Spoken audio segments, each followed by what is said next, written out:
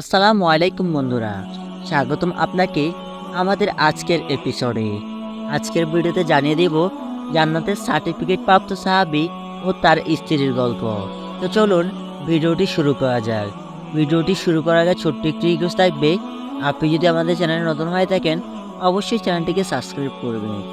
জান্নাতের সার্টিফিকেট প্রাপ্ত সাহাবী হযরত তালহা রাদিয়াল্লাহু তাআলা আনহু ও তার স্ত্রীর কথা বলছি।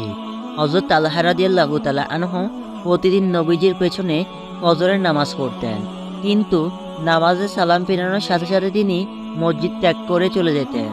এবং এভাবে কয়েকদিন চলার পর অন্যান্য সাহাবীরা এটা নিয়ে আলোচনা শুরু করলো যে প্রতিদিন তালহা কোথায় যায়, সালাম ফিরলেই তালহা চলে যান, অথচ নবী সাল্লাল্লাহু আলাইহি ওয়াসাল্লাম ফজরের পর সূর্য উদয় না হওয়া পর্যন্ত মসজিদে বসে বয়ান করেন।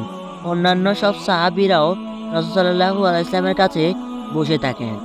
এক পর্যায়ে এই কথা নবীজির কানে পৌঁছালো। নবীজি সাহাবীদেরকে বললেন, আগামীকাল ফজরের নামাজ শেষে তালহা যেন আমার সাথে দেখা করে। পরের দিন নামাজে আসলে তালহাকে এই কথা জানিয়ে দেওয়া হলো। ফজরের নামাজ শেষ করে তালহা বসে আছেন নবীজির সাথে দেখা করার জন্য। এক পর্যায়ে নবীজি তালহাকে ডাকলেন।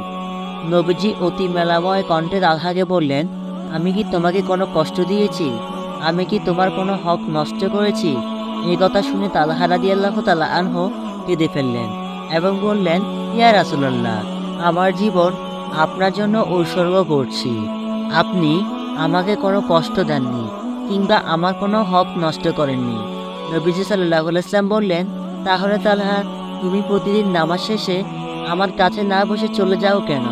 তালহা রাদিয়াল্লাহু তাআলা আনহু কেঁদে ফেললেন, বললেন, ইয়া রাসূলুল্লাহ, আমার এবং আমার স্ত্রীর ১৭ টাকার জন্য একটি মাত্র জামা আছে, যেটা পরে আমি যখন নামাজ পড়ি তখন আমার স্ত্রী উলঙ্গ থাকেন। স্ত্রী যখন নামাজ পড়েন তখন আমি উলঙ্গ থাকি। এক্ষেত্রে ফজরের নামাজের সময় একটু অসুবিধা হয়ে যায়। হে আল্লাহর রাসূল, ফজরের নামাজে আসার সময় আমি আমার স্ত্রীকে একটি গুহায় রেখে আসি। এমত অবস্থায় আমি যদি নামাজ শেষে ওখানে বসে থাকি তাহলে তো আমার স্ত্রীর নামাজটা কাজা হয়ে যাবে। আল্লাহ রাদিয়াল্লাহু তাআলা আনহুর এই কথা শুনে আল্লাহর রাসূল সাল্লাল্লাহু আলাইহি ওয়াসাল্লাম দরদর করে কেঁদে ফেললেন।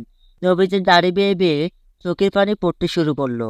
সাথে সাথে নবীজি তালহাকে জানিয়ে দিলেন, তালহা, নিশ্চয়ই তুমি জান্নাতে যাবে। আল্লাহু আকবার। কাহিনীটি মুসনদে আহমেদ বর্ণিত করেছেন।